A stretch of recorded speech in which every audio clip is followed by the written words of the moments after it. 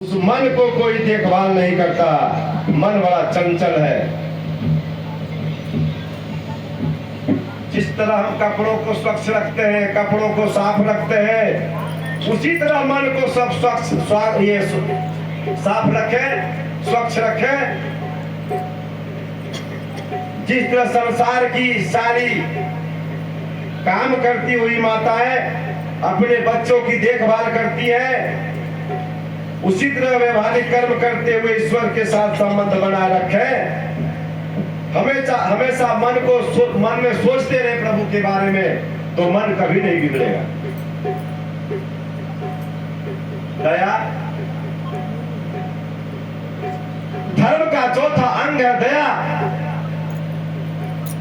श्रुति भगवती कहती है कि जो केवल अपने लिए जीता है, अपने लिए अन्न पकाता है, वह अन्न ही बाप को खाता है। जो दरवाजे पर आए उसको जरूर कुछ न कुछ खिला के भेजिए। हमको कोई कुछ देगा तो दया करेगा मुझे, मेरे ऊपर रत यही है दया। जो दरवाजे पर जो कुछ बन सके उसको खाली हाथ मत लौटाइए, यही है दया। तो दूसरों पर दया करो। धर्म के इन 4 चरणों में सत्य सर्वश्रेष्ठ है। जहां सत्य होता है वही लक्ष्मी, दान, सदाचार और यश को आना ही पड़ता है। बिना सत्य के ये सभी व्यर्थ है। इसीलिए सत्य ही सर्वस्व है। बाकी 4 संपत्तियां चली जाए तो कोई चिंता की बात नहीं, किंतु सत्य नहीं जानी चाहिए। सत्य से बड़ा कोई धर्म नहीं है। सत्य, तप, पवित्रता और दान, ये 4 ही धर्म के प्रधान अंग हैं। इन चारों का समन्वय ही धर्म है। इन 4 तत्वों से जो परिपूर्ण है वही कलयुग में दान ही धर्म प्रधान है। वही है दान, और दान ही कलयुग में प्रधान है। दानम एकं कलयुगे, कि कलयुग में दान और दया के सहारे ही धर्म रह गया। जिसके घर में नित्य प्रभु की सेवा, प्रभु की पूजा व स्मरण होता है,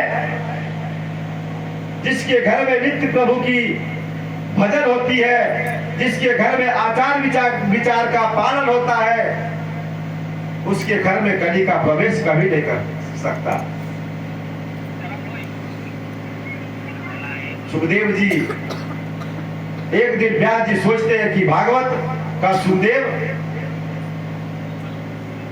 जानते हैं कि मेरा बेटा भागवत कहेगा और मैं उसे सुनूंगा।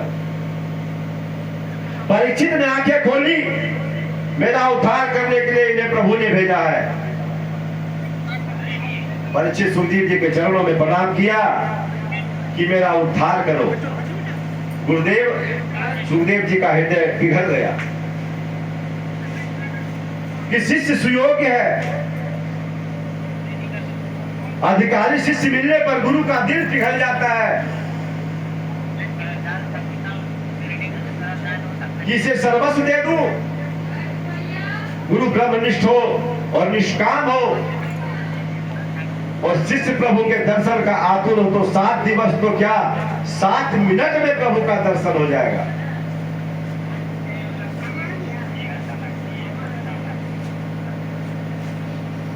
अन्यथा गुरु लोभी हो और शिष्य लौकिक सुखों की इच्छा करता हो तो प्रभु और शिष्य, गुरु और शिष्य दोनों नरकवासी होते हैं। कि लोभी गुरु और लालची चेला वही नरक में अकेला फैलाएगा। तो जिसमें सुख, खूब ज्ञान वैराग्य हो, वह दूसरों को सुधार सकता है। सुखदेव जी ने, वे दोनों संपूर्णतः सभी गुण संपन्न थे सुखदेव जी। आज का सुधारक मैं त्याग और संयम दिखाया ही नहीं देता, वह दूसरों को क्या सुधारेगा। मनुष्य पहले अपने आप को सुधारने का प्रयास करे। संसार के प्रत्येक पदार्थ में दोष है और गुण भी है, दोनों है। दृष्टि की ऐसी गुणमयी बनाओ, आंखों को ऐसी गुणमयी बनाओ कि किसी की दोष को देख न सके। जब तक आपकी दृष्टि गुण दोषों से भरी है, संतों में भी आपको दोष दिखाई देगा, ब्राह्मणों में भी आपको दोष दिखाई देगा। इसलिए कि दृष्टि ज्ञानमयी पश्यते ब्रह्ममयं जगतः, कि जिसकी दृष्टि गुणमयी है वही संत है। अभिमान आया तो पतन निश्चित है, क्योंकि अभिमान ही प्रभु का आहार है। इसलिए मन में अभिमान को मत आने दे। ईश्वर भी अपने भक्तों को एकांत दोष रहने देता है, जिससे कि मेरे भक्त को नजर न लगे।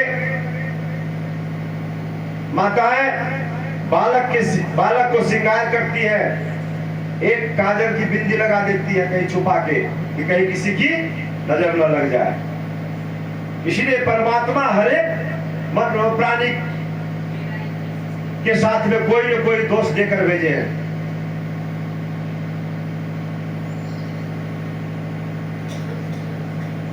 मनुष्य में जब कोई दोष नहीं रह जाता तो उसके मन में अभिमान आता है।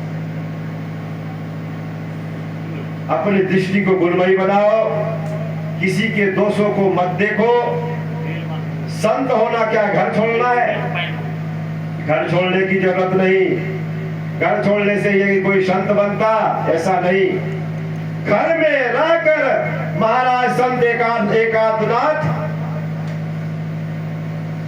गोपियां आदि ने प्रभु का दर्शन किया, श्री कृष्ण में तन्मय हो गए। कपड़े बदलने की जरूरत नहीं है, चोला बदलने की जरूरत नहीं है, हृदय को बदलने की जरूरत है। इसलिए मन को की जो जरूरत है, उस मन के गुलाम मत बनो, मन को गुलाम मत बनाओ। परीक्षित राजा ने मन को सुधार लिया, अतः उसको सुखदेव जी जैसे मिल गए। मनुष्य जीवन का लक्ष्य है परमात्मा से मिलन। जो इस लक्ष्य के लिए प्रतिक्षण सावधान है वही संत है। मन को सुधारने की जरूरत है।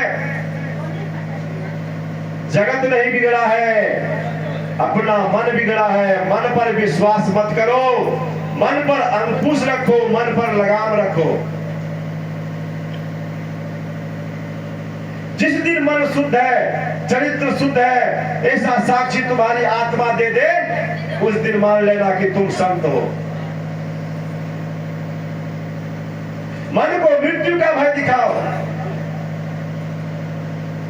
तो वह सुधरेगा। मौत का भय दिखाने से मन सुधरता है, मृत्यु के स्मरण से मन सुधरता है, मृत्यु को भूलने पर मन बिगड़ता है। परीक्षित राजा ने जब सुना कि 7वें दिन मरने वाला हूं, तक्षक राज मुझे डसने वाला है, परीक्षित को मृत्यु का भय लगा तो उसका जीवन सुधर गया।